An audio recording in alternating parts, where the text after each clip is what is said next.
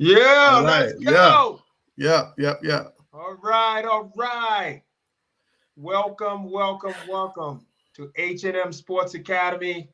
My name is Mo. This is Harry. Welcome to 2026. Man. We are here. We have made it through another year. Trust me, we do not take that for granted in so many different ways.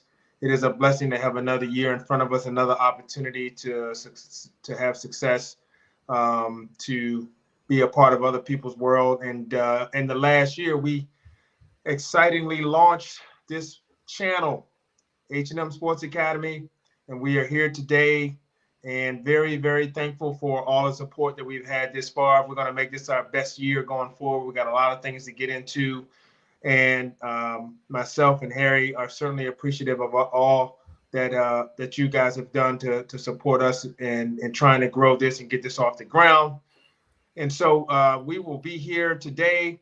We're going to jump into the new year and all that is going on. Lots to talk about, but we're going to try to do so swiftly and efficiently and with some form of entertainment for you all. And we certainly once again appreciate all the support and all of the interest that we have as we continue to try to grow. How are you doing today, sir? You've been traveling also. Yeah. I feel good, man. I was in Miami. Had a lot of I missed it, man. I missed it. I told you. We kind of took a little bit of a break, recharge, and had a chance to, get back and really look at this thing from like kind of a 30,000 foot view. Yeah.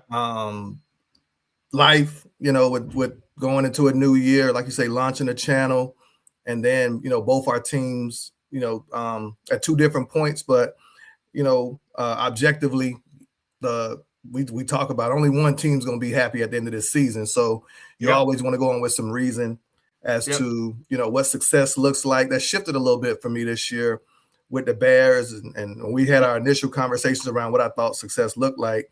Yeah. Now I'm trying to not temper it, but just be more, objective around, my expectations as we head into week 18. And getting ready for these playoffs, man. But good year. And I got some new swag. So shout out to my family. Santa came. I got my Bears swag. Let me see if I can. This thing. And we got some got that's the H. Sweet, and that is sweet right there. That's sweet. The color combo is always good. I'm a Virginia. I'm a UVA guy. I always like the orange and blue. Syracuse, I like the orange and blue. So those color combos have always been, a good look to me. So that's nice, man. That is very, very nice. We're working on some HMSA swag as well. So merch for you guys out there if you're so interested to support the channel. So we certainly look forward to that in 2026. Oh yeah. For sure. Real quick, I would be remiss if I didn't give a big shout out to the United States Naval Academy. Navy football. Roll Goats. Beat up on Cincinnati. And 2 postseason top 25 ranking. Yeah. One of the best teams in history. They have more bowl wins in the last decade than anyone in their conference. Definitely settling in as a very, very consistently strong program in a world of NIL and transfer portal and people changing schools. You do not change schools at the Naval Academy. Most of the people who would try to change schools wouldn't get in, and I say that with all due respect. This ain't directional you here, bro. You gotta have some brains to get into this school. So they do it the right way. They do it on a big level. They do it on a big scale, and they've been very, very, very successful Liberty Bowl champs.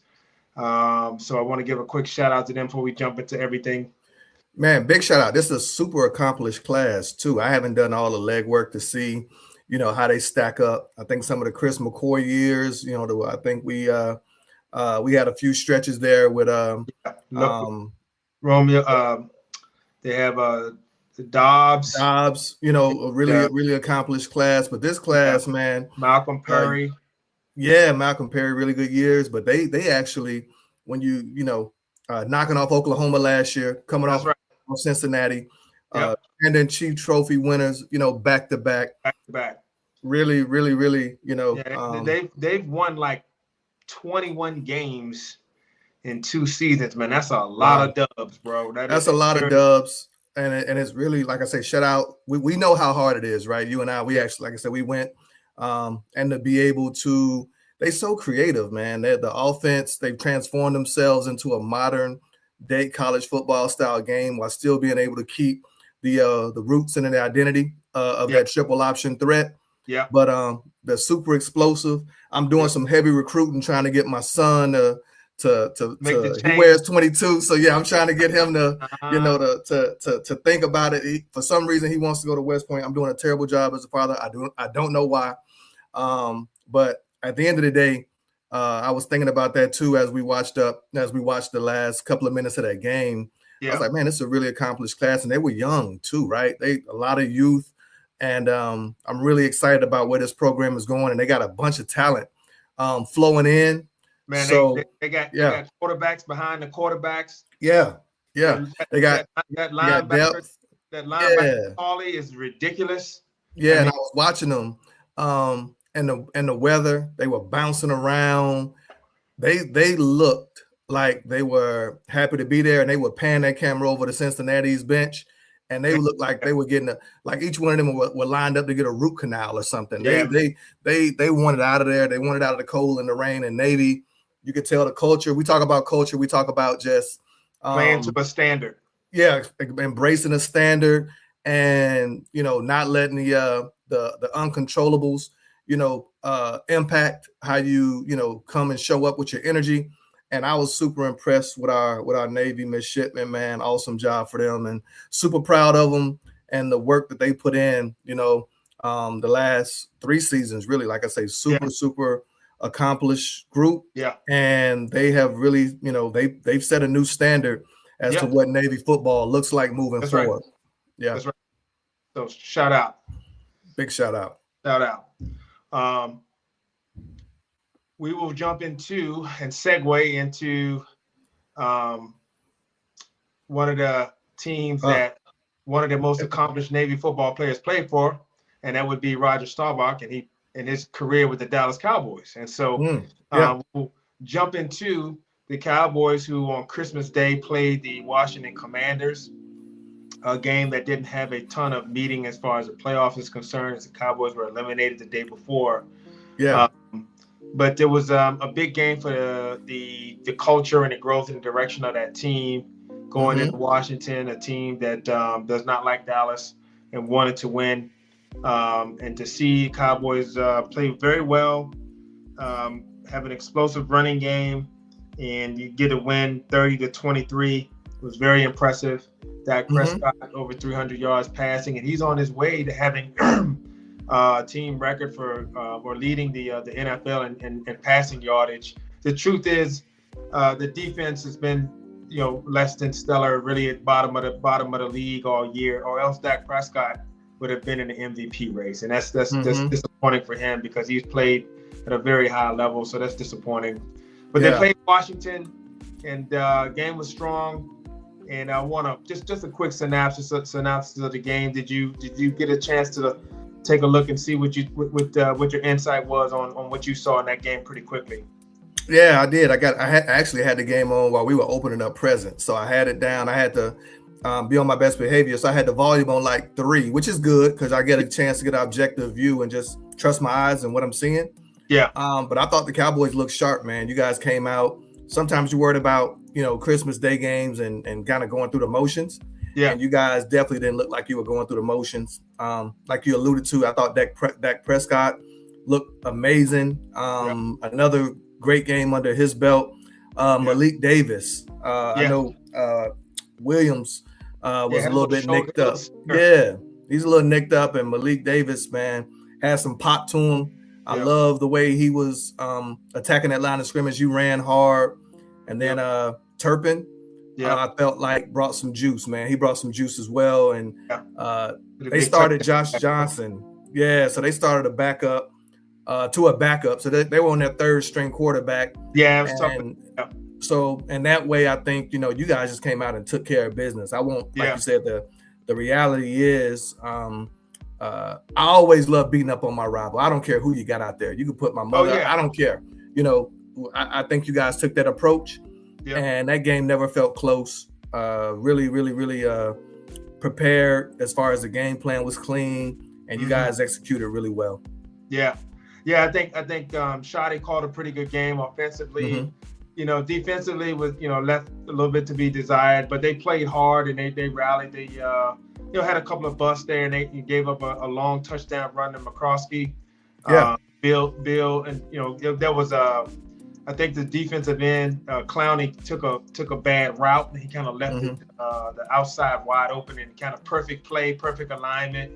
And they rambled that off, but overall, team was pretty sound. Like we talked about Dak, we talked about Malik running behind his pad, so that was good to see. I think the only drawback I think was bad was Schottenheimer got to midfield, and on fourth down, instead of punting and kind of pinning Washington deep, he ran he ran our kicker out there and made him kick a 58-yard field goal in the win. And I know he's got a strong leg. The leg isn't the issue, but you basically gave Washington the ball midfield on a short field. So I think that was probably the only thing, because that was the only kick that was missed, was that one. That's a long kick.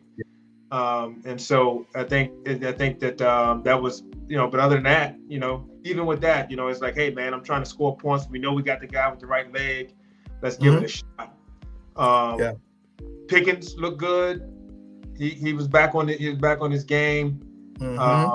Honestly, I felt bad for CD. CD could have roasted them, and Dak just, for some reason, every time CD was open, he dirted the ball, threw it short. I was like, gee, CD is wide open, butt naked out there, and he missed him. Yeah, it happens. I think, from that perspective, again, I'm kind of, I can say I was just kind of trusting my eyes, so I couldn't hear what was going on. Yeah, that game wasn't close. Yeah, Dak wasn't as sharp with his, he's 19 to 37. So again, that speaks to what you just said with him being a little bit off, but it felt like, CD had 10 targets, 5 receptions, but I feel like the misses were amplified because he was so wide open, right? Oh yeah, it should have been 8 or 9. Yeah. So from that perspective, I feel like, I was happy with Dallas because of the effort, right? And it's a letdown. We talk about not making the playoffs. It's a letdown. And then having to be away from your family. They were on the road. They're actually in in Landover, Maryland. So they're on the road, and being away from your family. We talk about the culture piece, and what I got from it was just, this is the kind of a springboard game in the next season for you. These last two, setting a standard and, putting yourselves in position to say, hey, no matter what the stakes are, we're going to bring our best. We're going to bring our A game. And I felt like, that was a win in itself, right? When you think about where you want to go next year, what you're trying to build to. This was a rough season from the jump. You guys had a tough schedule. You had some injuries in there, and you had two huge trades that I thought, so many moving pieces that it's hard. If we're being realistic, and I'm not making excuses. So please, I'm not making excuses. Don't say I'm making excuses for the Cowboys. I'm not. But when you look at, from my perspective, the moving pieces, just with the Micah trade and emotional, from the start of camp all the way to the trade deadline, you guys were under what I call just the emotional roller coaster, right? Marshawn Nealon. Yeah, Marshawn Nealon, exactly. I completely, forgot, but just didn't bring that up. But yeah, the Marshawn Nealon situation, the Micah situation, you throw in, like I said, bringing in new, high-profile players to try to, get them acquiesced to your system and get them into things. And going to Detroit, dealing with Minnesota, dealing with the Bears, dealing with the Packers with Micah coming back, right? When I looked at that, and I was on the plane kind of thinking about that, I said, man, the Cowboys really, next year, that noise, it needs to quiet down. The reality is sometimes you got to go through it, right? Mm-hmm. And this is the season where you got to go through it. I felt like the Bears, we went through a lot of that noise last year. Mm-hmm. And this year, the expectations were a lot lower. The noise was quieter. I think the excitement of a new coach with Ben Johnson was more, hey, can they get it done? Mm-hmm. I think for you guys next year, you come back in with an understanding of, like you said, what the standard is, what Shadi wants to get done, what you guys want to do as an organization. And you also get an opportunity to, start at the beginning of, I'm not going to say camp. I'm talking about your OTAs, your off-season program, the draft, making sure you start filling some of those holes and getting the right pieces. Mm-hmm. I think there's one question mark that's big for me hanging over the staff, which is Flus. We'll talk about that.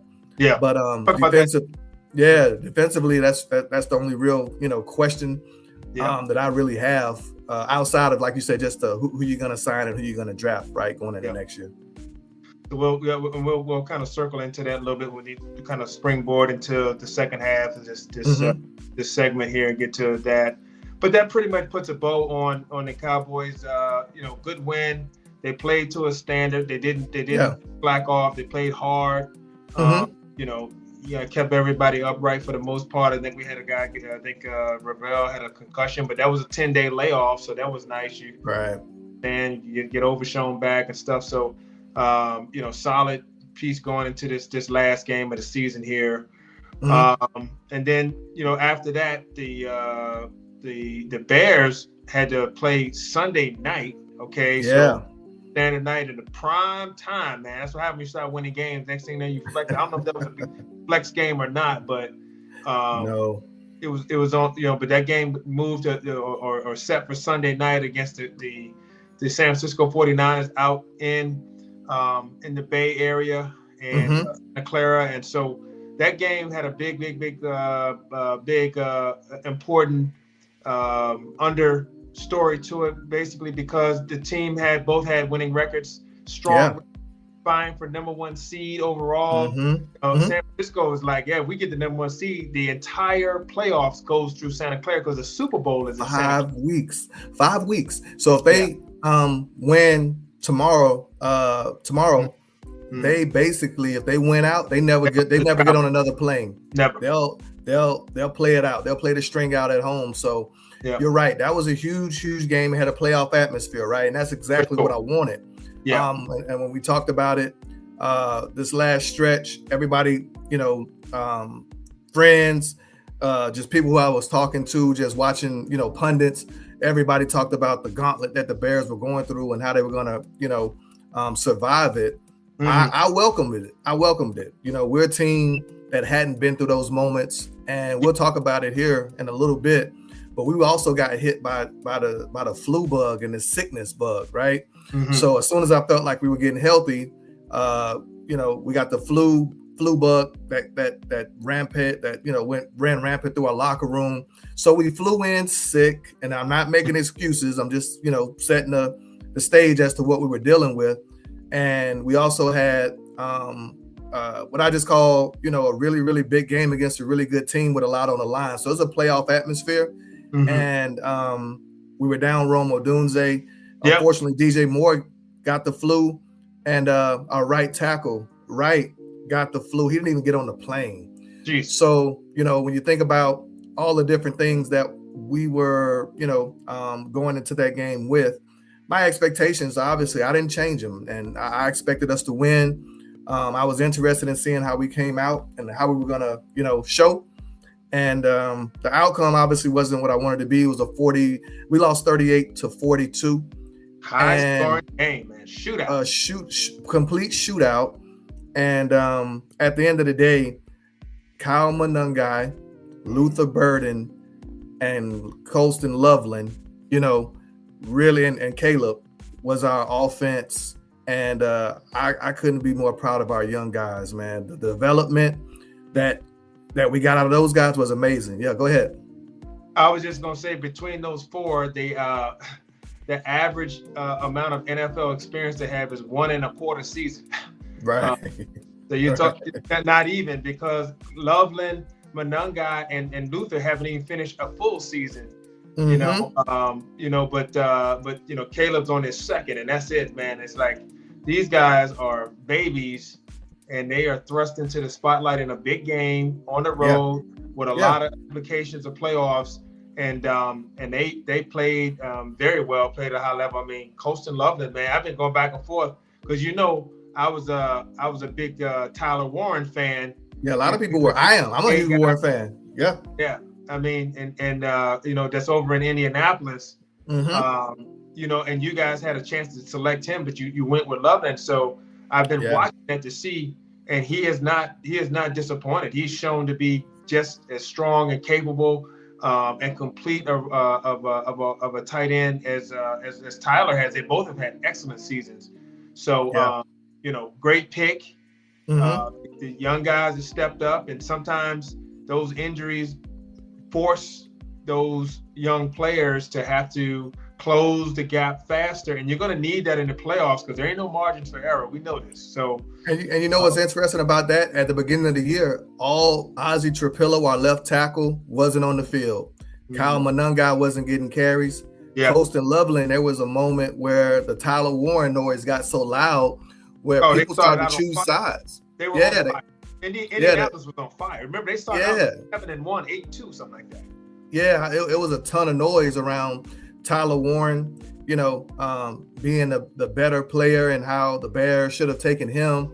And then you throw in Luther Burden, and he was barely, seeing the field, really, if we're being honest. Mm-hmm. He was doing some kick return duty, and occasionally he might have been less than 25 snaps a game, right?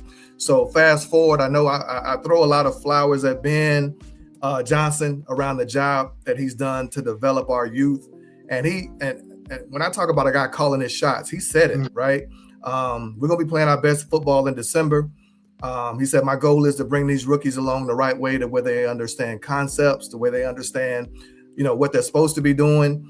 And to your point, injuries happen. But at the end of the day, they were the main focal point of the offense, and they did not disappoint. I was really impressed with them. I was impressed, man. Yeah. I was impressed. San Francisco's got a lot of injuries, and I was impressed with them. I can't stand them, but I was impressed with them because you can see, though, that those are two teams that that we talked about this multiple times this year. They aren't just playing with good players. Yeah. They are playing with a system that is, that can be repeatable, and that you can plug other players in and not have a big drop off. You'll never be able to replace, Fred Warner, for goodness sakes. You know what I mean? Like you can't duplicate that. Trent Williams. Those are no next. I know we talk that next man up stuff, but come on, man. Fred Warner being down, Trent Williams being down, and then Kittles being down. Those aren't just next man up situations. Those are huge losses for them. So I definitely got that. I kept that in mind. But what you can do is have a system in place so that the next guy is doing exactly what he's supposed to do at whatever level he can play at, and that will guarantee that at least you're going to get the most out of it. And so I think Ben Johnson is trying to instill that in his team, and make it so that okay, Zacchaeus is out, okay, he gone, and so Rome's still out, okay, that's fine. DJ Moore not 100, okay, we'll survive and make it work. Of course, Caleb is the centerpiece for all of that, and as long as he's there and he's able to execute at a high level, then you're going to have that. So that was an excellent game, really high scoring. Defense was at a premium, but you started out with a pick six, though. I was like, okay, man. I was in a cigar bar, so I had a chance. I was with my my brother and had a chance to I was celebrating his 40th, and I'm watching it in first play. Jalen Johnson, he sits on a slant route, pops it up. Edwards takes it back. I go crazy. I got my cigars. I got my wings. I'm in heaven. Oh, this is about to have a party up in here. Yeah, we about to have a party. For some reason, when we had these quick starts, it means doom for us. And I've told you that too. It kind of offline. We talked about that. Cincinnati game, we gave up the kickoff, and we end up coming back to win that game. Minnesota, we jump off all over Minnesota in prime time in the first game of the year, end up laying an egg. So I always love a hot start, but it was just, I was like, wow, that's you couldn't ask for a better start. And from there, man, our defense, I don't think they sniffed the football ever again. I don't know if we touched one. I don't know if we batted one. I got my theories on why that occurred. Willis and Kyle Shanahan is one of the best in the business, and he had a chance to see that Green Bay film, and I think he saw a lot of things that other teams we've been able to kind of mask it with our effort. And this is a game where our effort didn't match our intelligence, right? And in Shanahan's system, as you talked about, he has so many moving pieces and a lot of pre-snap motion, a lot of play action, and you have to be disciplined in your responsibilities. And he watched the Green Bay game where Willis ran that read option and, scored and also, got some RPOs off. And I thought he called just a really, really, really strong game that challenged our defense. Yeah. For some reason, I just felt like we were flat. And it could have been, sometimes we talk about, going east or going west as the team who having to make that travel and then having to play at a high level. But I also think there was some gamesmanship. So hear me out. The part of going through this gauntlet is we probably going to see all these teams again, right? Yeah. And we thought we might see Detroit again. They kind of fell off. They didn't get on the bus. The 49ers, Ben is a smart guy. Dennis Allen is a smart guy. I don't think we showed them everything on defense, right? I think offensively we didn't show them everything. Right. This was a game with all the injuries. I think we didn't go in I don't think we went in and didn't game plan. I just don't think we came in and really, put forth all of our wrinkles just yet. So we stayed in a lot of base formation. If you noticed it, we didn't really blitz. Normally we up in that double mug and coming after guys. And for some reason, you didn't really see it to the fourth quarter until we had to try to get a stop on that last drive. And a couple of penalties hurt us to keep the drive going. I think it was the hands to the face by Dexter that kept that drive going. But long story short there, I think the game plan was, hey, let's line up. Let's be sound. Let's be assignment sound. Mm-hmm. And you can't do that against Shanahan. And Purdy's been on a heater. Mm-hmm. He's probably, the last, I want to say month, San Francisco's offense has been on an absolute heater. And we didn't give him a lot of what I call post-snap movement. Mm-hmm. And he read us like a book, man, whether it was read options, whether it was deep digs, whether it was screens. Their backup tight end had a great day. You didn't really see much with Williams being out. They kept him upright for the most part. I think we gave up two. I think maybe it was one sack we gave up that they gave up. Yeah. And defensively, you're not going to beat many teams giving up 42 points, right? No. We also came off a game where we were reading a lot of clippings. That Green Bay game. I think our defense and I think, the whole team, that was one of the first moments where people really looked at the Bears and said, okay, we starting to really believe. And I think we got a lot of love. And defensively, they might have read a little bit too much of the clippings and they came out outside of that interception. It was all downhill after that, man. So my cigar and my wings and everything kept me in a space where I was at least able to kind of get through it. Yeah. But I will say this, man, offensively, I'm going to say this and I'll let you go. I was just really impressed with Caleb, man. I can't say enough about watching him. Yeah, I can't say enough about watching his growth and watching his level of command in a hostile environment on the road without all of your pieces that you would want to, have. He had a couple of big drops that he had to deal with on that last drive. Mm-hmm. And I'm also going to talk about something too. As the young pups are learning, as those guys are kind of going through what they're going through, I think Ben Johnson has to learn and is learning. This is our second game where we've gotten down the Eagles game, and this game where he's tried to run that clock to where and manage it to a point to where the other team doesn't touch it. And I felt like we ended up not really having enough time to do what we needed to do. We almost ran the clock off on ourselves, right? And it didn't allow us to get our best plays out there. He talked about that last play call. He said he got it in late. It was a late formation. Didn't call a timeout. We kind of went with it, and it was a flat play. It was a terrible play. No, not an excuse, but that was a game where we really didn't run out of downs. We ran out of time, and that shouldn't happen, right? So that's me nitpicking Ben Johnson, but it's also good to get those kinks out now, because when you go to the playoffs, I think he will have understood how to manage, 3 timeouts and a minute 50-ish or so, where you're not running out of time per se, and not having everything that you need. What do you think about that and my thought process there?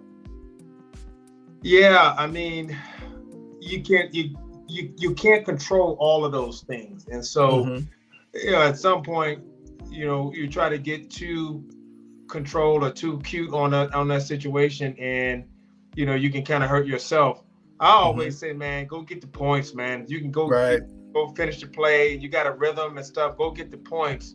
Put the pressure on them to have to match you with a little bit of time left. I know the Niners were playing well and stuff, but you do that stuff. I mean, that's the stuff sometimes Andy Reid would do, and he get accused for poor clock management. Right. Trying to run the perfect play in his championship game against Cincinnati, and end up going in at halftime with no points. Right. Run a hairpin route with Tyreek Hill, and they end up getting nothing. Then you end up losing that game, by going to overtime 3 points. You could have used them 3 points. Yeah. And so your offense was moving well. Just keep putting the pressure on San Francisco to keep going and keep up. And we're in the position of 2020 hindsight, so we get to look at it that way. But I just think you can't control. I mean, the other team gets a check too. If you keep messing around, they're gonna get you off your rhythm here.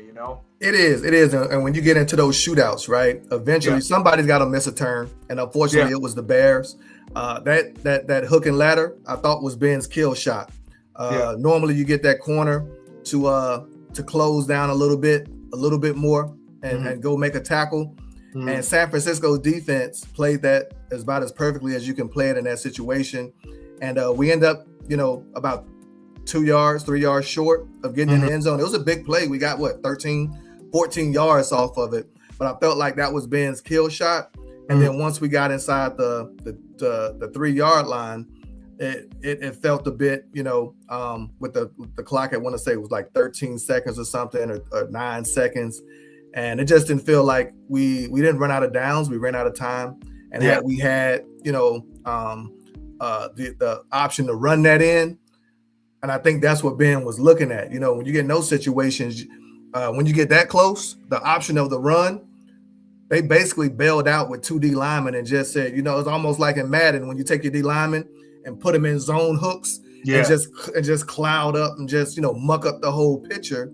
Yeah. And you couple that with the fact that we had a terrible pre-snap misalignment, and we just didn't get in the right formation.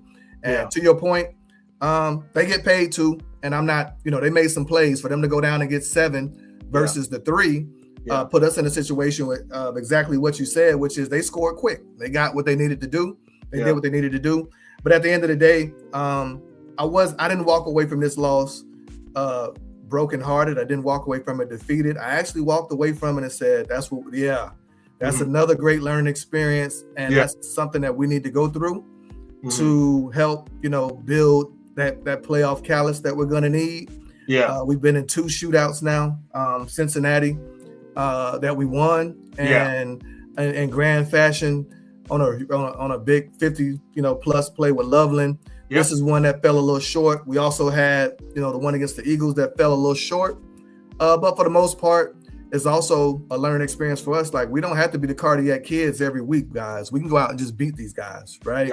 Eagles. So when you look at how do you clean things up, and how are we peaking, I think the defense will button things up. I think they'll be better with just us being more what I call aggressive in what we're trying to do. But this is also a game, hear me out. I talked about our Achilles heel. Every team has an Achilles heel, and our Achilles heel right now is lack of pass rush. Yeah. And this is a game where, where you got to get somebody to come in and close the game out. Mm-hmm. Right now, we don't have that guy. So it kind of, exposed and gave us a look into hopefully the situations we got to stay out of. It's rare that you have a team that doesn't have any Achilles heels or any weaknesses. And this is a situation where for us, our defensive line and lack of pressure, and you talked about early on in the year about how the D-line marries up with your linebackers and how it marries up with your coverage, right? And that in that space, we were terrible all night. Purdy, it got to the point where I was offended, and I will say this, and we'll talk about the playoff picture, but all that dugging and dancing, and I circled, I made a mental note and said, if we get a chance to see those guys again, I'm excited. I would love to see them again in the playoffs. If we get that opportunity, I would want that.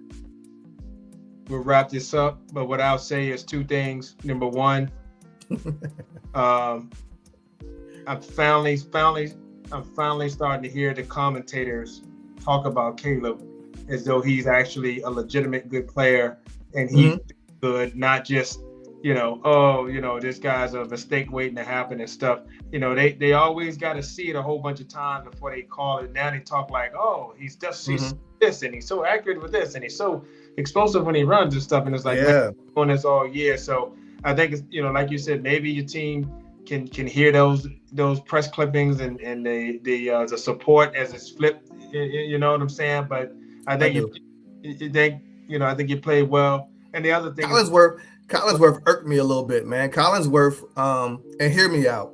This is the thing. He highlighted, and this is what he did say, and he did give Caleb a lot of love, but I also felt like it was almost like some backhanded compliments because he took it upon himself to really, dig in and say, these are the easy throws. And there was one throw to Duvernay at the end of the game that he should have hit that would have popped big, but he's also running from a free rusher, right? Yeah. It wasn't like he's sitting in the pocket with a clean pocket and missing guys. Yeah. And I still think there's a little bit of the whole Caleb has to be perfect. And I don't see that. I just watched Matt Stafford miss Puka Nacua on a huge play on Monday night against Atlanta. I watched Josh Allen miss guys. I watched many quarterbacks miss guys. Talked about Dak and CD. Right. And then, but Caleb, to your point though, I feel like the narrative has shifted. Yeah. His completion percentage is one of the lowest in the league, but I also think that comes with him being a big game hunter. And he's also, I'm more into efficiency in the sense of how you're moving the ball and what does it look like to my eye, because sometimes throwing the ball away and saving a sack is better than, a completion, right? And my eyes is if it's or taking a chance for a ball that gets, popped in the air and intercepted. Caleb has been very, careful with the ball in that way. He's also dealt with some drops this year, which kind of lowers his completion percentage. Not making an excuse, but I will say this. Over the last 2 years, his touchdown to interception ratio was like 3.6 to 1, right?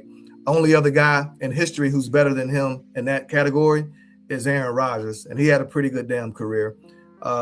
He's a kid he's a man who's accepted the responsibility of trying to bring this franchise back to something that the city of Chicago can be proud of. He's about 271 yards away from being our first 4,000-yard passer that we've ever had in our franchise history. So, all of the naysayers and all of the, whatever they want to say about Caleb, you're right. The Monday night game, I thought that was a showcase. I felt like that was his coming out moment. You remember when Goff and Mahomes went at it a couple of years ago? And, it was a really, really, Goff was with the Rams at the time. Yeah. But I felt like that was kind of his coming out moment. And this felt like that way for Caleb for me. I personally feel really, really excited about his growth, about his like I said, just command of the offense and seeing him, you know, let the city of Chicago know we got our guy, man. When you want to shoot it out, we can shoot it out. If you want to go in and you know, if I need to pull you out of the hole, pull you through the hole, I can pull you through the hole and get a win for you. And I think, you know, just his energy and his leadership has been evident this season. And for a young man to be able to deal with you know, what he's dealt with. And I also watched the Elway. If you guys get a chance, watch that Elway Netflix special that came out. And I told you he reminds me of Elway in the sense of, you know, you get these generational talents. And Elway started off with a lot of negative because he wouldn't go to the Colts. And at the time, he was making $5 million, man. That was supposed to be, that was the most in the league. And he just started off with a bunch of hate. And, you know, he lost a couple of Super Bowls early and somehow just got on the wrong side of not just the media, but the fans and the players. So, yeah. So I felt like Caleb's kind of in that mode where he's going to have to win some people over through his play and winning championships before people really give him his. But we're gonna let them take their time and figure it out. We football guys, I've seen this shit already, so I don't whenever they decide to figure it out that the guy can play, they can do so. But that's mostly just blinders that's on. So, you know, Collinsworth, he's come around, so I'll give him credit. And that was the one thing I you know, outside of the game, you know what I'm saying? Yeah. And the other thing is man, Brock Purdy been waiting to do the Dougie since 2017, man. We got to stop that. Hey, noted. I think stop that, man. Other, and this is the thing, the NFL is a living, breathing organisms, and you can win people over very quickly, and you can make some enemies very quickly. And defenses don't like to be shown up in that way. And that was his, I want to say that was his second time that I really saw him. This was really the first time I saw him go all in. I was like, who is this guy? Every throw, every big play, you know, he dancing and, you know, kind of doing his thing. And it could be just him getting comfortable and, you know, coming into his own. But you live by the sword, you die by the sword. So same thing with Love. When we catch you in that pocket and we get a hold of you, I don't want to hear no San Francisco 49ers fans crying about, you know, how we were too physical and how we should have, you know, we're playing dirty. Yeah. Nah, he's slippery. He's ducking in and out of tackles. He's evading us. So we got to get him on the ground. So if we twist and contort his body in a way where something negative occurs, I don't want to hear no crying. If we hit him at a velocity and speed where his helmet, he sustains an injury, I don't want to hear no crying, because all that Dougieing and dancing ain't going to happen on us in the playoffs. So if the players don't take that as an insult and as and being offended by that, I don't know what will get our defense up, because that was embarrassing for him to treat us that way. Little nugget. Yeah. It has to be one of the first games in which two quarterbacks or Pro Bowl level quarterbacks, in which one was the #1 overall pick and the other was the very, very, very last pick. Mr. Irrelevant. Yeah. Bookend. Yeah. Bookend.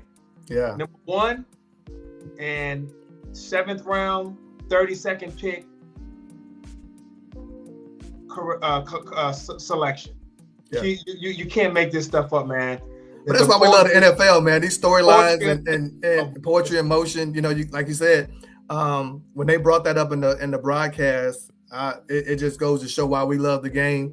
And I will give Brock Purdy his flowers. He played. He's been playing amazing. He didn't have a lot of weapons out there either, right? So maybe that's why he was so fired up and why he's feeling himself. Because he was doing it with shorthanded, and he did his thing. So I'm a little bit salty. I'm a little bit upset by, you know, how he handled himself, but I got to take it on the chin the same way, you know, you give it, you got to receive it. And that's one where, you know, you tip your hat. We get on the plane, we lick our wounds, and we got a big game against Detroit here to try to secure a second seed, man. So let's spin forward here real quick. We're going to do this a little different. We usually break these games down, kind of X's and O's, talk about the offense, defense, offense, and the coaching and stuff. But this is a little different. Chicago's already clinched the seed. Let's kind of look at what this game means as far as the big picture. Let's go Cowboys, Giants. This game doesn't have a lot of meaning. Really, the Giants are in position to have the number 1 overall draft pick or the number 2 pick, Raiders. So we'll see if they want to play their guys as far as that's concerned. They got a young team, so they may want to try, but at the same time, they're kind of at the bottom of the draft. They want to be able to, to stay at that stage. Yeah. And then Dallas is playing to kind of have a 500 season. They want to take some momentum into the playoffs, and into the off season, and they also want to get some of their young guys some experience, maybe more so just to kind of give another snapshot on who to evaluate. So I think that's what Dallas is looking at. They're going to play to win, and so forth. So that's really the backdrop there. Yeah. I got a question for you. Do you want to play your starters? Are you looking to kind of set some younger talent? How do you think you guys going to go about that piece of the game? We're trying to build a winning culture, and you want to play your starters. You want them to lead and set the example for how to play a game and play to a standard and play to excellence. The Cowboys are trying to build a culture, and something happened this week that was a big step towards that, because after the Washington game, Trayvon Diggs decided that he wanted to try to stay in Washington, D.C. as he's from there. And in a general sense in the NFL, you come as a team, you leave as a team. You don't leave people behind. They're very, very sticklers on that when it comes to travel. And so that was, given Trayvon's status on the team and where he is, that wasn't, accepted. And he was told no, that would not be allowed. Right. This is not anything new. There is a precedence for this across the NFL. This is not a new thing. Very rarely do you get to stay back. And so he was told no, and he consequently went against the team rules and stayed anyway. Okay. Right. On top of staying anyway, his whole questioning to stay back was to be with family on Christmas with his kids, et cetera, et cetera. Right. And word comes out that he actually wasn't staying back to see family, but he wanted to go to a Glizzy. The rapper that went to a concert. Trey Glizzy. Yeah. And wanted to go to a concert. So this was an actual lie in which he violated the team policy in order to do something for entertainment purposes. And there's video of him on stage in a coat with Glizzy, fur mink coat or something like that got out into social media.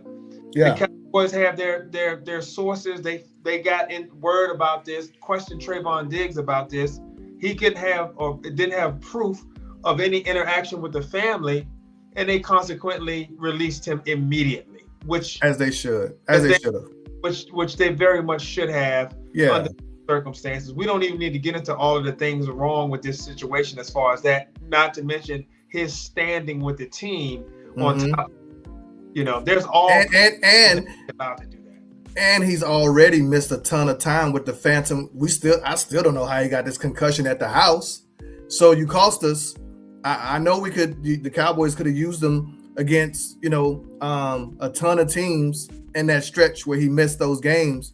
And, for him to take that approach with the organization, if it a birth of a child, we hear about, players not traveling home for various family, emergencies or different reasons. That makes sense. It has to be almost an emergency, under those circumstances, and a lot of times they still want a heads up, but you can't only give someone a heads up for an emergency. But in a general sense, the rule is you do not leave players behind on travel. No. That is a general rule, and you're certainly not going to do it with someone who's in the standing that he is.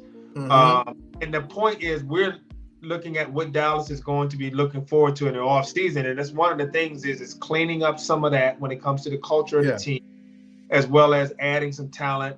And then, finding out what they're going to do with the defensive coordinator position. And Eberflus has not really worked out. And the thing with him is they interviewed him and said, hey, if you had to do it differently, would you make some changes and stuff?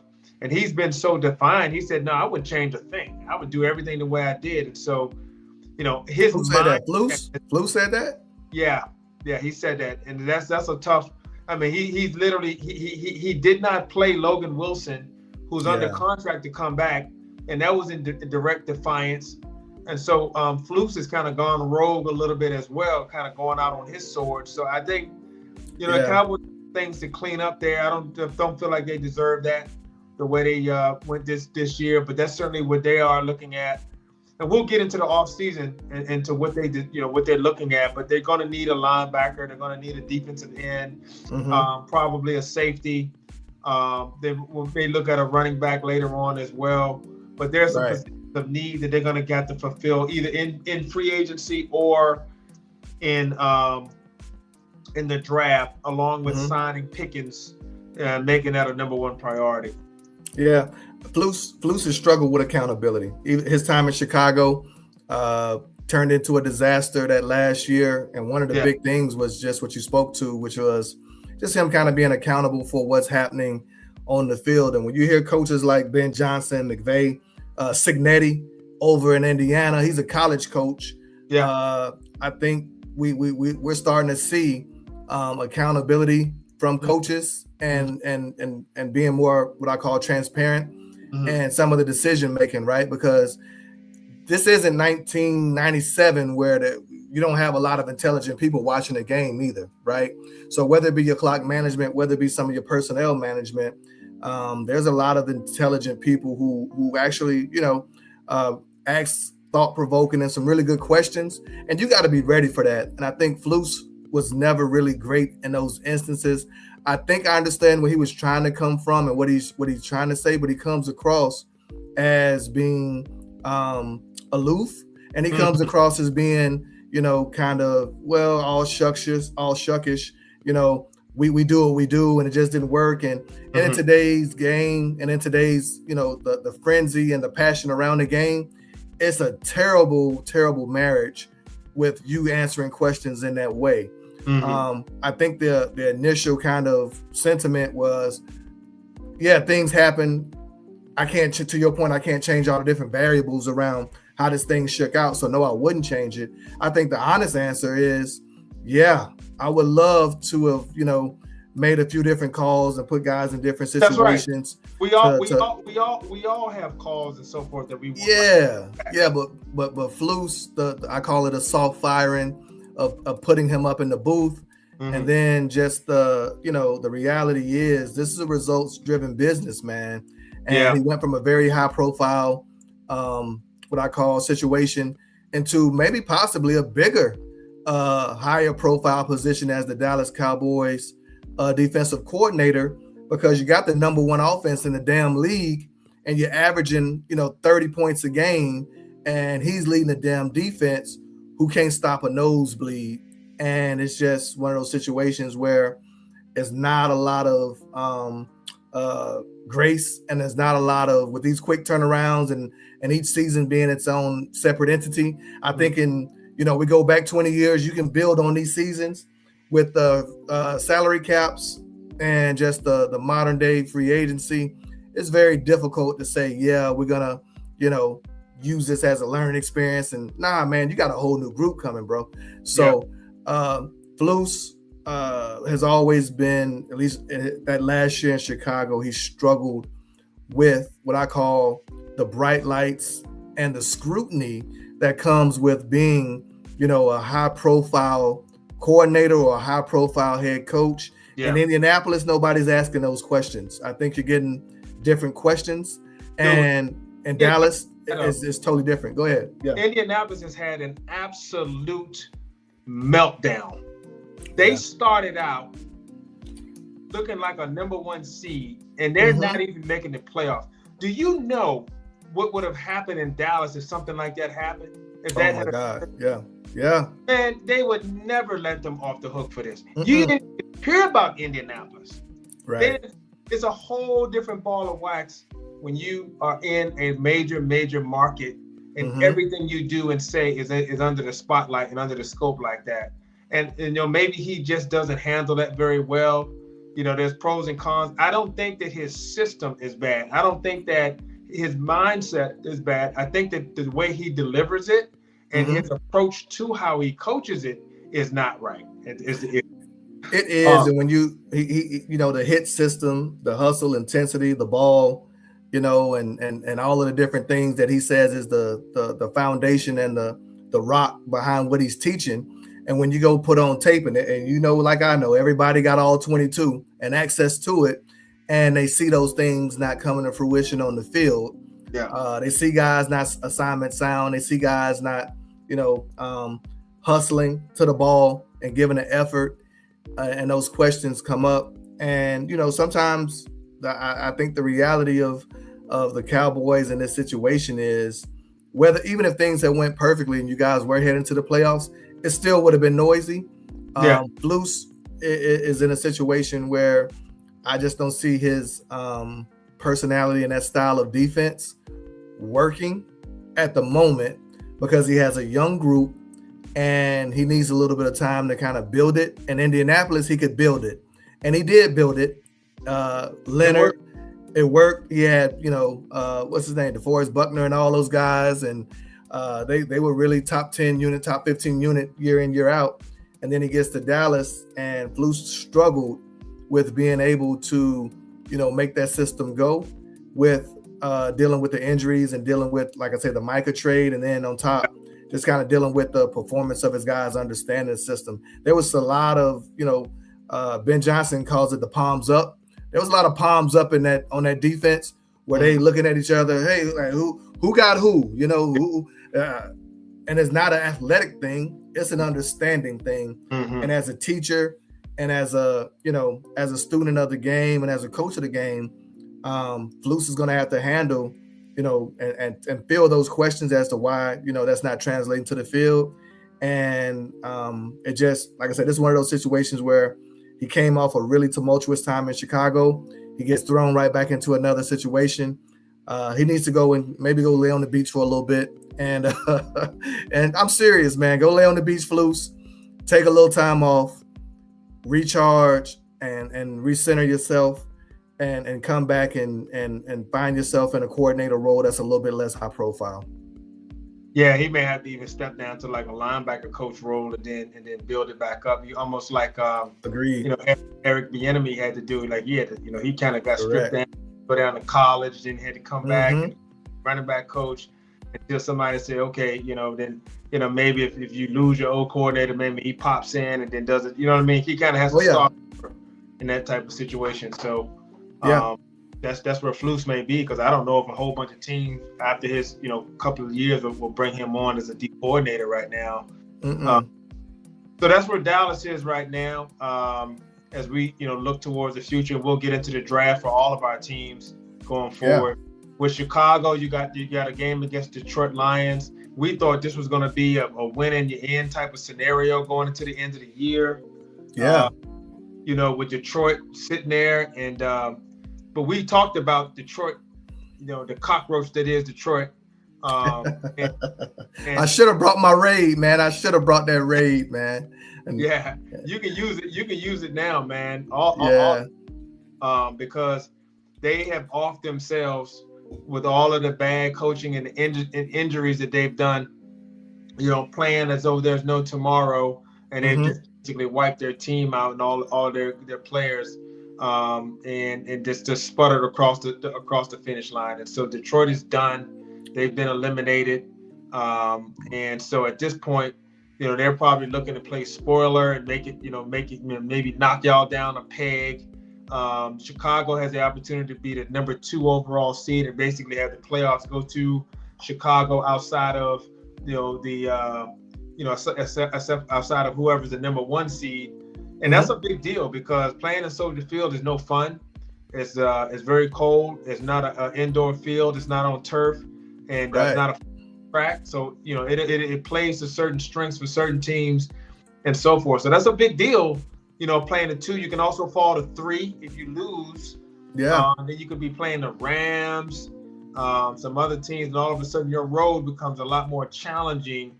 They're going forward. So, what do the Bears need to do to try to pull this out and win? Because I think Detroit, the way they are, I think they're not going to lay down. Yeah. So for us, man, we going pedal to the metal, right? If we win and beat Detroit, we outright win that second seed, and we'll have home field advantage through the divisional round.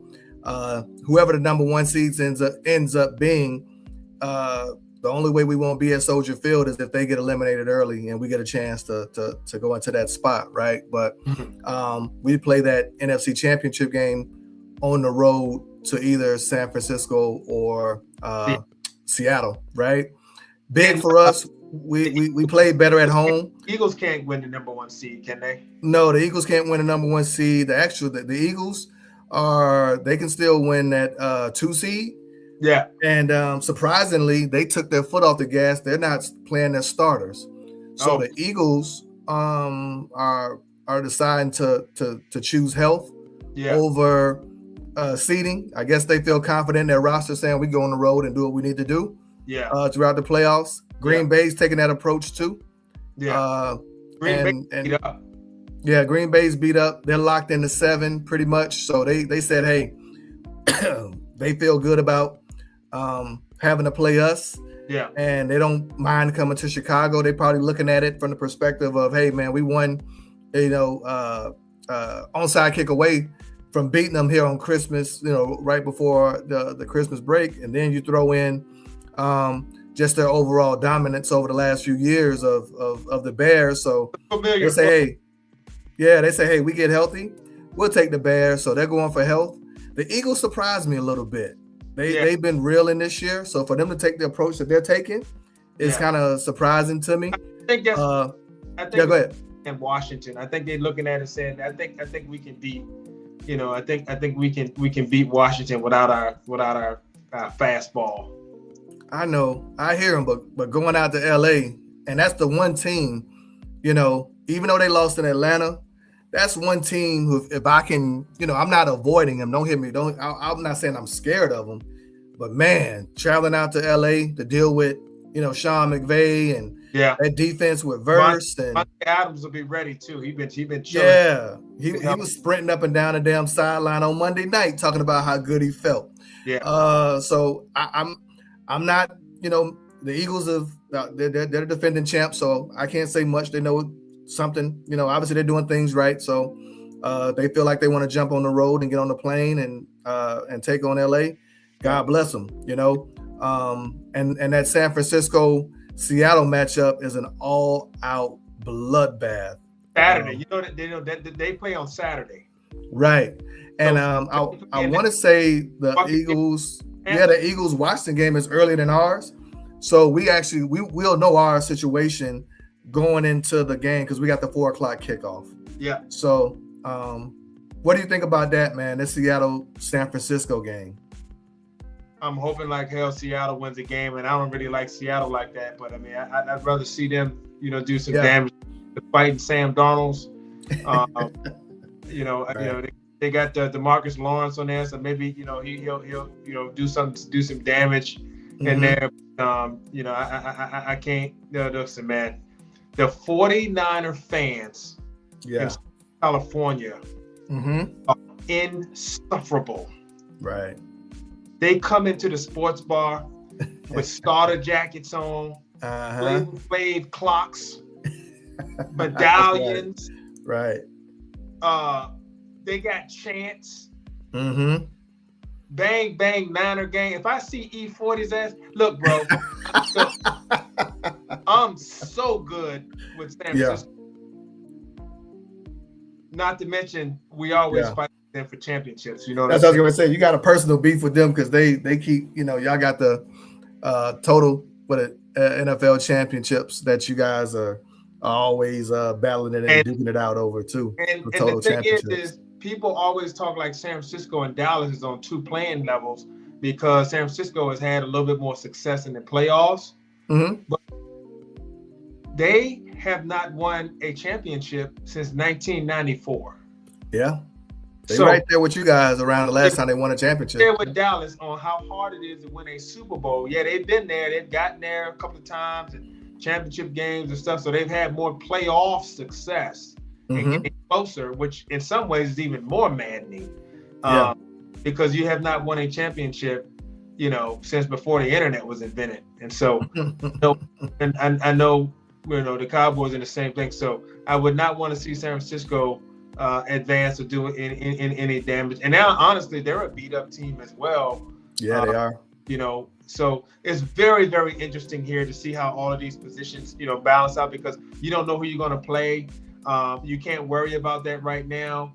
I think that you're gonna, I think you play your players against Detroit and try to go beat them, man, because they're one of them type of knucklehead teams that they're gonna try to win just for the sake of it. And I'm completely okay with that. And sometimes you win the battle, and that's what I was talking about with us not showing everything. Sometimes you win the battle and lose the war, because they would have had 3 games in something like 16 days or something like that. Yeah. They played Sunday night. They played on a short week the week before. Then they got another Saturday night game. If they mess around and lose it, now they right in that wild card. And even if it's us, guess who's back? Guess who's back? And you coming to our building this time, and not quite as warm. Not quite as warm as this Soldier Field. That ball is cold. It's slick, and it's hard, and all that Dougie. And we gonna see if you can Dougie when it's -3. Let's see that Dougie when you -3. I know y'all ain't cut the grass since Thanksgiving. We ain't cutting the grass. Revenge is a dish best deserved cold.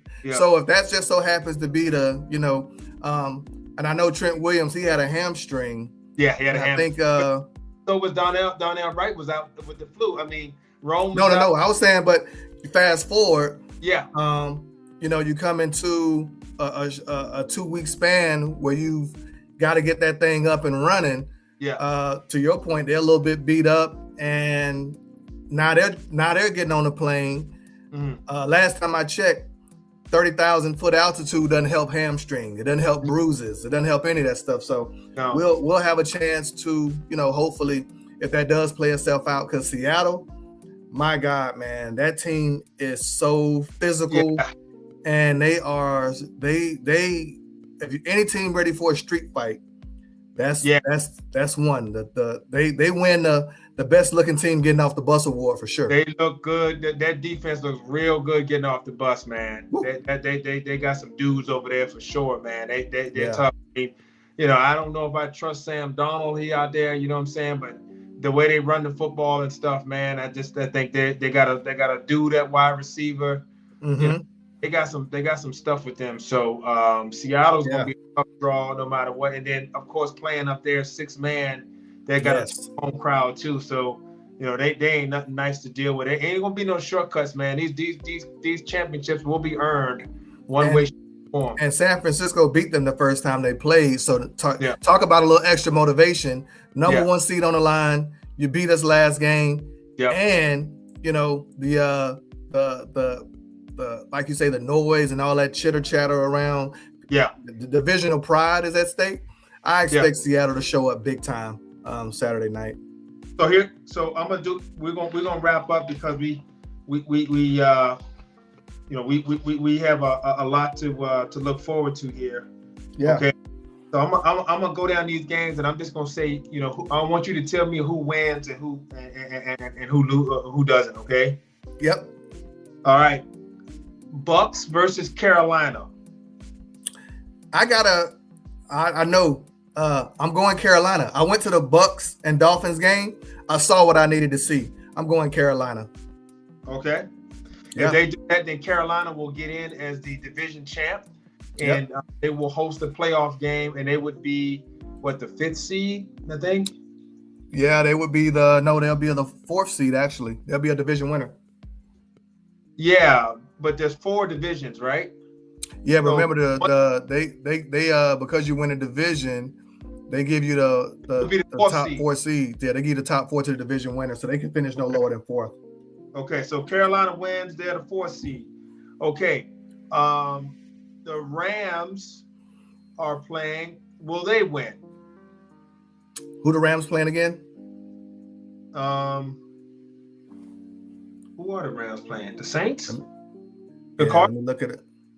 They got the Cardinals. Actually, let me see. Who do the Rams have? Then they got the Cardinals.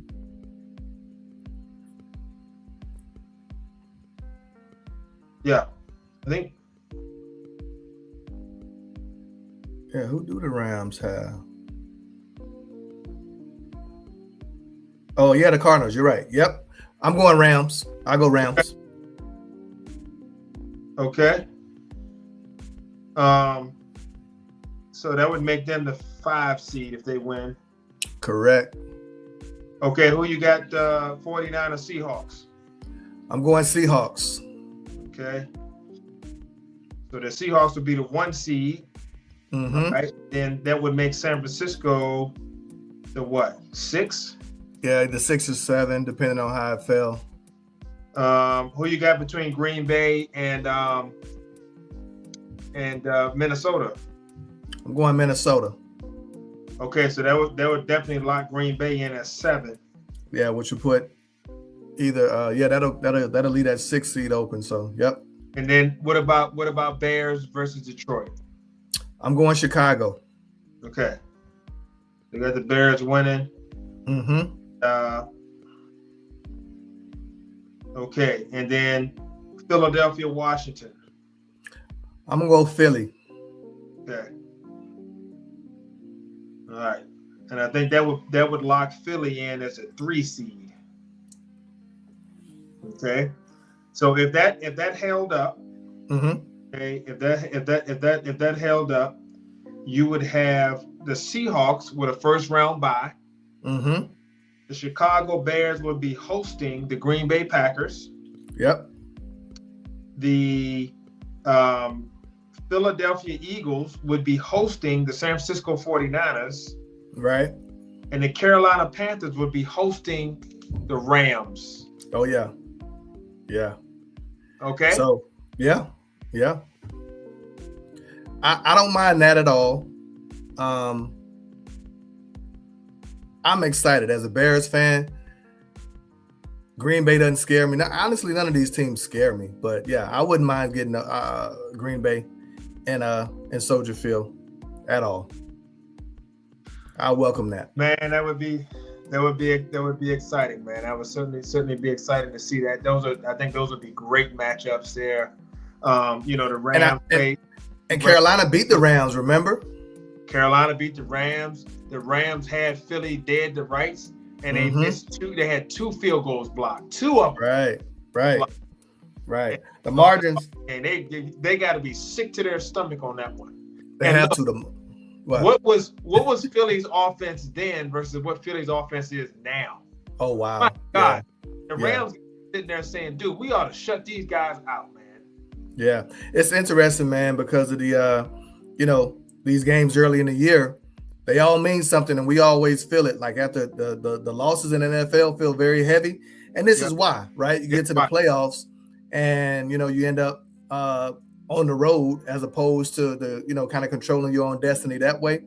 But bedfellows, man, the NFL does this all the time. You just and I'm one of those guys. Even an AFC game, I'm like, okay, how does this game affect us? You know what I'm saying? Oh yeah. There's tiebreakers. There's like common opponents and all this other stuff, man. And so it really does matter. And so somebody is going to be lamenting, one of these games and saying, man, that game is going to cost us, somewhere along the line, when it comes down to it. But San Francisco and I think Philly for sure. Yeah. Because San Francisco, by no fault of their own, they really would have had a really great year. Yeah. But to have to play, 4 games in about 20 some oddish days is rough. They'll probably give them a Sunday game to give them a little bit of break.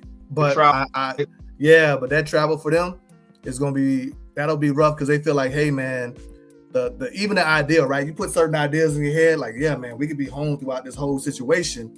To have to reconfigure your mind and say, nah, we got to go and get it out the mud a different way. Yeah, it's tough. It is. It's fascinating, man. It really is. It's fascinating, and so we will be here for all of it. Yeah. So we will continue our coverage. We will kind of modify our coverage to a playoff, playoff focus. So we'll kind of hit the news and notes with Dallas.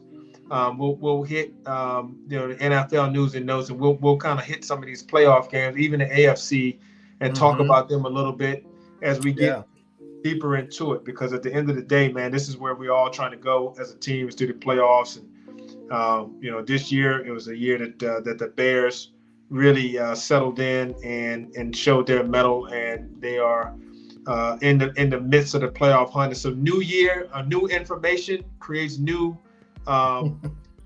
results and new opinions. Going into the year, you said, hey, look, we want to have a good season. We want to compete. We want to grow. We want to develop. And all of that turned into 10, 11 wins. And now you're looking at it and saying, look, why not us? Yeah, we haven't even touched on the AFC, man. There's so much, additional storylines on that side. And you talked about Trayvon Diggs. The Diggs brothers had a rough week period, right? For sure. Because you got Stefan, who ended up getting a case brought against him from his chef that he assaulted her, alleged assault, right? A lot of noise. I want to say Barrymore on their D-line had another kind of similar situation with a family member. And you walk into these playoffs, the last thing you want is what I call outside distractions. And things that take away from, the task at hand and the goal at hand, which is to hold that Lombardi trophy up in the end. Yeah. But getting back to, like you said, our coverage as we dive deeper into these playoffs, man, we're gonna hit all of it. I'm super excited. The AFC, Lamar Jackson's on notice. CJ Stroud on notice. Bo Nix, we got a youth infusion. Bo Nix, Drake May. You got, and I didn't talk about the big gun out in Buffalo. Josh Allen and Jersey Bass. He despises Josh Allen. He's been on his head. He's been on his neck ever since I've known him. Ever since Josh came into the league. And if he can't get it done, if Lamar or Josh can't get it done this without year, Mahomes or CJ Stroud with that defense, watch out. Justin Herbert, right, over in San Diego. There's a lot of storylines and great matchups that's out there too on the AFC side that I'm excited to talk about. How about Trevor Lawrence? Are you gonna show us are you one overall pick, or what are you doing over there, bro? Like the Jacksonville Jaguars are loaded. They got a great team. What's your excuse this year? Right. And we might get one of those obscure years where we see kind of an unexpected team. I'm not even gonna say sneak through. I think to win their way through and earn it. Yeah. And get to a Super Bowl. Yeah. I know we're looking at Seattle and we're looking at, the 49ers and the Rams as Eagles as heavy favorites right now. But, after that wild card week, they don't call it wild card week. It gets wild it ain't wild for nothing, right? There's going to be some upsets. There's going to be some losses. Yeah. And at the very core of what we're trying to do here, this feels as most open of a playoffs that we've had in a very long time. I wish Dallas could have gotten in this year with this. I mean, they had just changed anyone else if they was playing middle of the pack defense, right? Just with the way they play offense. If they was playing middle of the pack defense just to get you off the field, they can go out there and put 40 up and win a game. You know what I'm saying? And so it's one of them seasons, man. That's why you never ever have to give up or make an excuse for any wins that you get early in the season that you bank. No. They all count. They're not weighted other than maybe a divisional game or something like that. But other than that, they're all weighted as a win in the column. You win enough of them, you get in.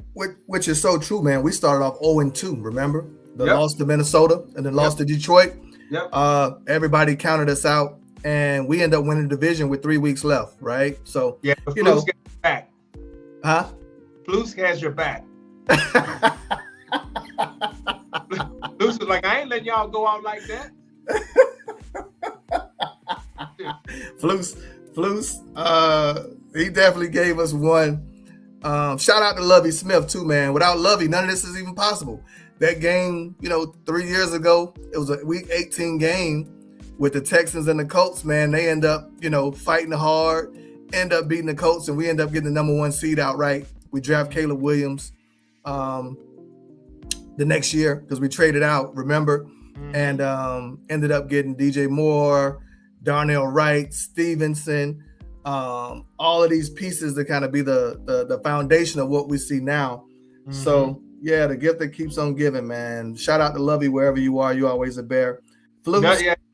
Oh man, send a message out. You're welcome.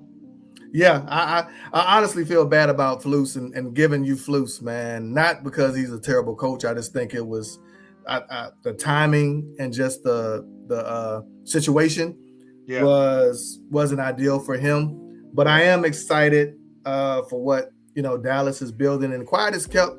You guys have knocked it out the park with your drafting the last I say 4 or 5 years. So I expect you guys continue to do the same. You got an extra. So I know I got a friend in you rooting for Green Bay to get up out of here as quickly as possible so you can get that pick. So you'll have 2 number 1s. We talked about how to fix the Cowboys. Caleb Downs. I don't know if people watched that the Cotton Bowl. Caleb Downs, man, look great. Caleb Downs and that linebacker Reese. Woo. Woo. Yeah, we throw a little Jeremiah Love in there with the Cowboys, and we talk about fortune changing very quickly. Those are 2 cornerstone pieces I think you guys could build around that could possibly be available. And hell, man, it changes quickly in the NFL. It's a living, breathing organism, like we speak of. As always. All right, man. All right. I think we covered a lot of ground today. This has been awesome to kick the year off. 2026. We're excited about everything that we have. Once again, we are so thankful for all of you all that have supported us, and we continue to grow as this channel. Please, like, share, and subscribe. Tell your friends and say, hey, man, we found a place where you can really learn some good stuff about the NFL and the NBA. We'll get into that later on this year and stuff. And we want to start to get interactive, even have people, coming in with comments and questions. Yeah. So, feel free to if you ever want to send a comment and so forth, we'll read them out and stuff. So, yeah, definitely excited. Looking forward to this weekend, and it starts tomorrow. Big games, big games tomorrow. So yeah, I like I said, a lot of the playoff picture should be clear by the 4 o'clock window. So it's gonna be interesting to see, how everything shakes out. But the reality is, ain't no hiding. Ain't nowhere to run, nowhere to hide. And I think we're gonna get a really, really good weekend of football this week. And next week, man, I'm gonna be on pins and needles, man. This is my first playoff game since the double doink. You know, so I got PTSD anytime I hear it. Man, I was walking outside and the kids were throwing the ball around and the ball ended up hitting the basketball goal support pole, and I tears. I just saw that ball. I saw Cody Parkey, man, and I fell to the ground. I had to get myself up, man. PTSD. I still got the PTSD from Cody Parkey. So I'm looking forward to some new playoff memories. Yeah. But I feel really good, man. Ben Johnson, Caleb, and the team. The vibes are up, and I'm excited to see and get Soldier Field, man. That game against Green Bay. The Bears call it the 4th phase. The Bears fans showed up and showed out, man. So to see that in a playoff atmosphere, I'm ready to see it. And I'm gonna watch that game with just my family. I'm not inviting anybody over who not interested in that game. I don't need no casuals around me. Yeah. Can you go get me a drink? Can you give me some wings? Right. No. Straight. No. I need to be focused on the next play call. Yeah, you need to go by that wing spot we went to. That's amazing. We gotta. Yeah, I gotta send you the text so you can give me your connect so I can get everything loaded up the right way. But I'm super excited, and it's like I say, 2026. I got a lot of love and just going back home. A lot of people were talking about the show, and a lot of people were talking about how proud they were of what we were doing, and kind of going after your dreams and doing something a little different. Normally we kind of, I say technical and just, what we do work-wise, right? So this is a little bit of a change of pace for us. Yeah. So I got a lot of love with people, really excited about what we were doing. Especially me, I don't have any social media footprint. So everybody like, man, you went from having nothing to now you hosting a show 2 hours, an hour and a half. So and I'm hearing a lot of people saying they're learning and being able to kind of learn the game with what we're talking about. So that's really what we're after, to really to help teach the game, to give you some insight on the, like you say, the different storylines and all the connections between all these teams and why it matters and why it's important to us. So I feel like 2026 is going to be a big year for growth for us. And like I said, we can, we're going to take that next step with the fan interaction, start doing some Q&As, live Q&As, and really get into this thing, because the NFL is it's a full year now. We got right after this is playoffs, we go right to the to free agency. Look at draft free, man. You got to sign players, you got to cut players, you got to get up under the salary cap, you got to look at any of the tenders. You got to look at the supplemental draft, the whole deal. You got to look at all of it, man. Everything. So we got a lot to cover, and I'm excited to be able to do it with you, man. So I appreciate you. Hopefully, like I said, I was looking at all these college kids and kind of envisioning who fits where, and with you guys having 2 draft picks, man, I feel like you guys are poised and kind of set up to make a big splash in free agency and in the draft. I really do. Yep. Looking forward to it, brother. Yeah. Well, as always, remember to like, share, and subscribe. This, if you like this content, make sure that you pass the word out. And we're looking forward to more incredible content. Once again, my name is Mo, and this is Harry. We are H&M Sports Academy. We're out.